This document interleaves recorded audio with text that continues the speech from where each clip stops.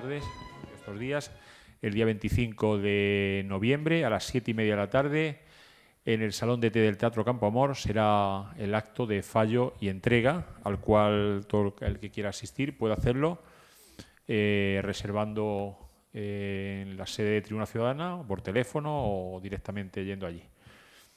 Hoy me acompaña en la mesa como invitado un escritor que, como hemos hecho con todos los que están participando, está hoy en día dentro de los escritores que más suenan a nivel nacional, como es el caso de Vicente Valero, y va a charlar con otros 3 componentes del jurado del premio, en este caso Fernando Menéndez en el extremo, a su lado Vicente Duque y aquí a mi lado Natalia Cueto.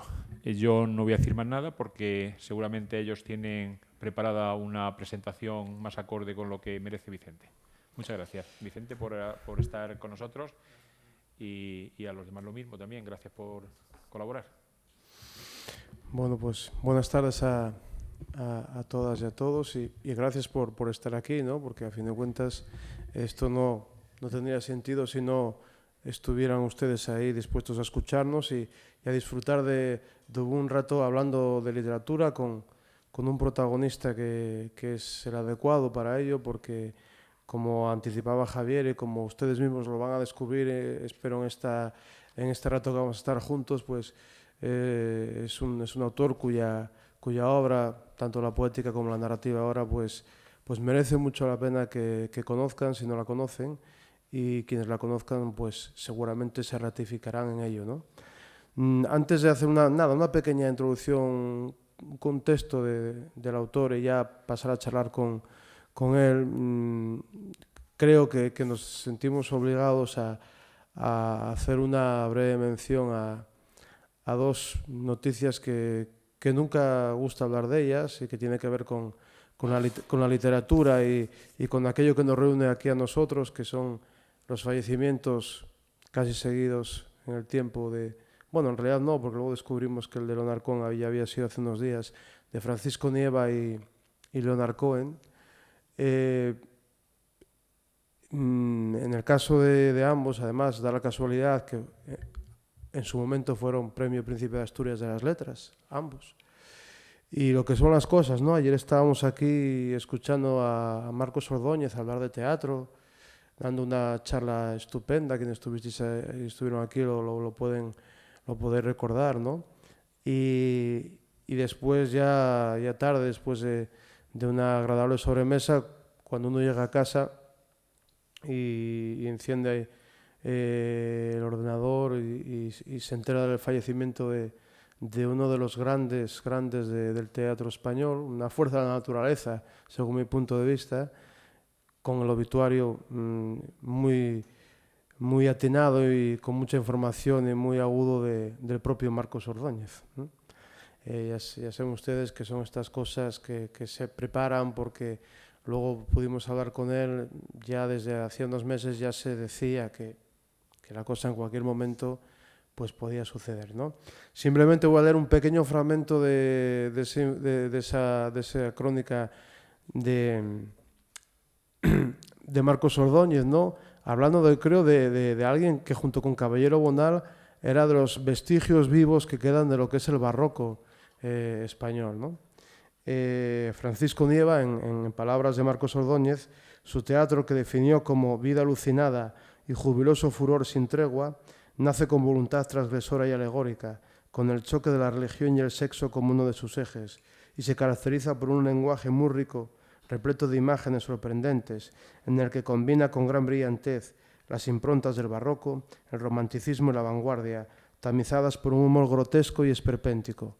Valle Inclán, por supuesto, está a la cabeza de su estilo, pero también el castellano de Carlos Arniches y las influencias también de afuera que se multiplican, dramaturgos tan dispares como Brecht o Antoni Artaud, junto a ensayistas como Bataille o pintores como Solana. Y hoy nos hemos levantado pues con una noticia que yo particularmente nunca hubiese deseado escuchar.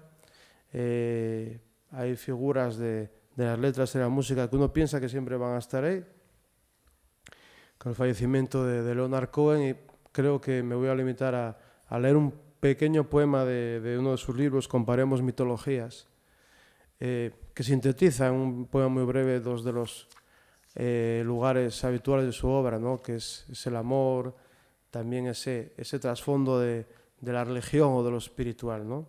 Un poema que se titula Estas heroicidades. Si tuviera una cabeza resplandeciente y la gente se volviera a mirarme en los tranvías y yo pudiera extender mi cuerpo a través del agua resplandeciente y mantener uno delante de otro los peces y las serpientes acuáticas, si pudiera arruinar mis plumas volando bajo el sol, ¿crees que permanecería en esta habitación recitándote poemas y fabricando escandalosos sueños con el más pequeño movimiento de tu boca? Bien. Pues que tengan buen viaje ambos y vamos a pasar ya a lo que es el motivo de hoy, que es nada más nada menos que gozar de la compañía de Vicente Valero, del que hace unos cuantos años, en una oportuna y acertada antología poética titulada La prueba del 9, que había publicado la editorial Cátedra y que la había realizado Antonio Ortega, aparecía una muestra de la poesía de Vicente Valero, junto a otros poetas hoy también imprescindibles como Ildefonso Rodríguez, Miguel Casado, Olvido García Valdés o Jorge Riesman, entre otros. Aquella antología sirvió a muchos lectores de poesía, entre los que me incluyo, como punto de partida o de inflexión para no perder de vista aquellos autores que formaban aquella antología y que ahí aparecían. Así fue el caso de Vicente Valero, con quien pudimos reafirmar libro a libro la naturaleza de una voz poética que sabía, con mesurada sabiduría, transformar lo meditativo y visual en un lenguaje poético de marcada singularidad. Así hasta 2015, año en el que bajo el título Canción del Distraído, que editó Vaso Roto, compone y recompone lo que podríamos decir un nuevo libro de poesía a partir de materiales pasados. Mientras tanto, de la mano de la editorial Periférica, ha publicado 3 libros en prosa que, como hoy conversaremos, confluyen hacia una manera nueva de mirar lo biográfico: Los extraños, El arte de la fuga y Las transiciones. De sus libros de poesía cabe mencionar que Teoría solar, por poner algún ejemplo y no extenderme, o Vigilia en el Cabo Sur, y que libros de los que yo como lector y quienes han leído la poesía de Vicente Valero pues guardan en su despensa de la memoria. En 2007, con su libro de poemas Días del Bosque, obtiene el Premio Internacional de Poesía Fundación Loeb. Y en su obra también figuran otros tipos de libros de prosa. Un libro muy interesante sobre la estancia de Walter Benjamin en Ibiza, titulado Walter Benjamin en Ibiza 1932-1933, además de 2 libros inclinados hacia la literatura de viajes y la diarística, Viajeros contemporáneos y Diario de un acercamiento. Volviendo a la figura de Benjamin, él es también responsable de la edición de su correspondencia ibicenca, Cartas de la época de Ibiza, y del libro de Juan Ramón Jiménez, uno de sus poetas de referencia, La estación total con las canciones de la nueva luz.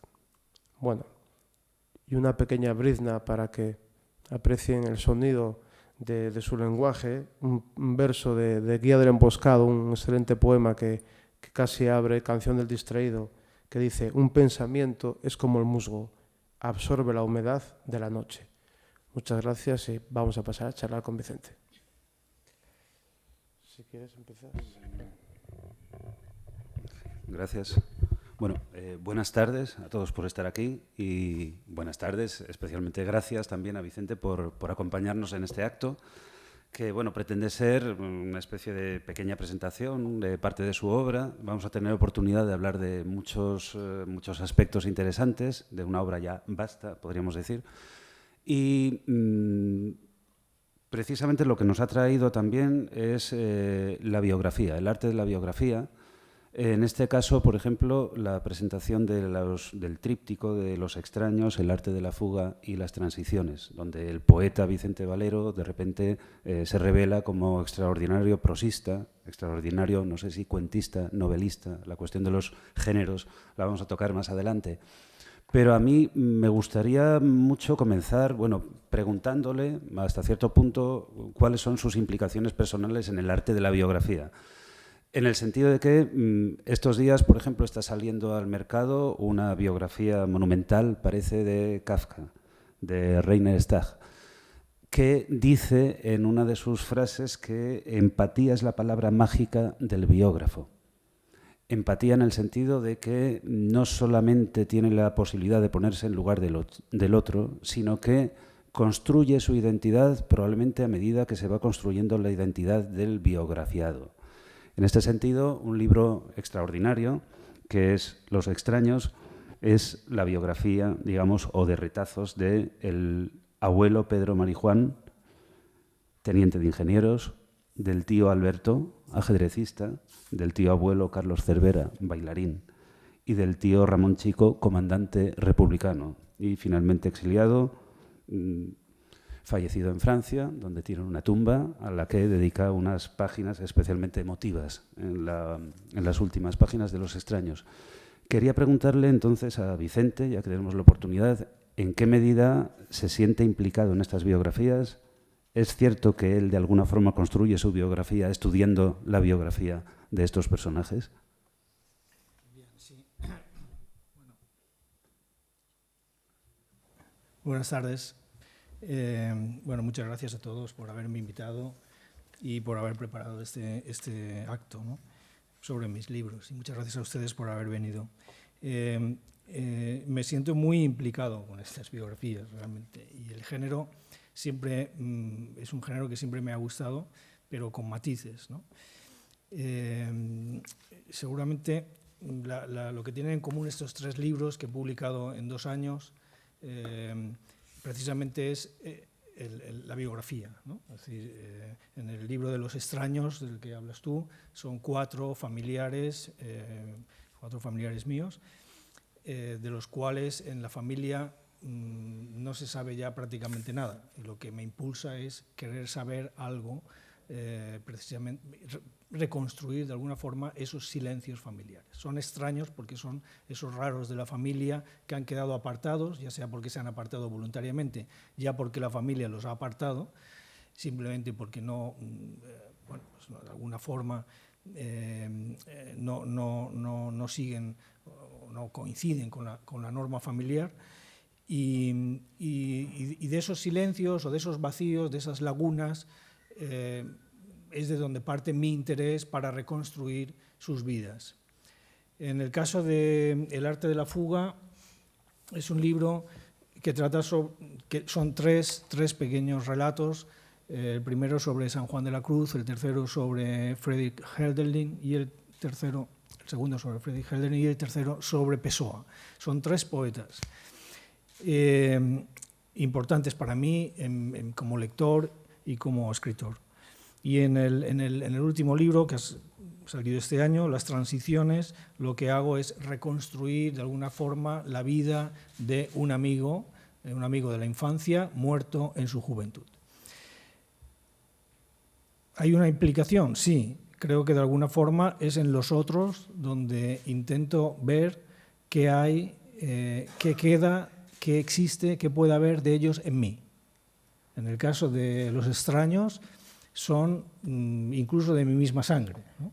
En el caso del arte de la fuga, son los poetas que me han hecho y me han dado el aliento desde el primer día para intentar ser yo también poeta. Por tanto, son parientes también míos, tanto como pueden ser Los extraños.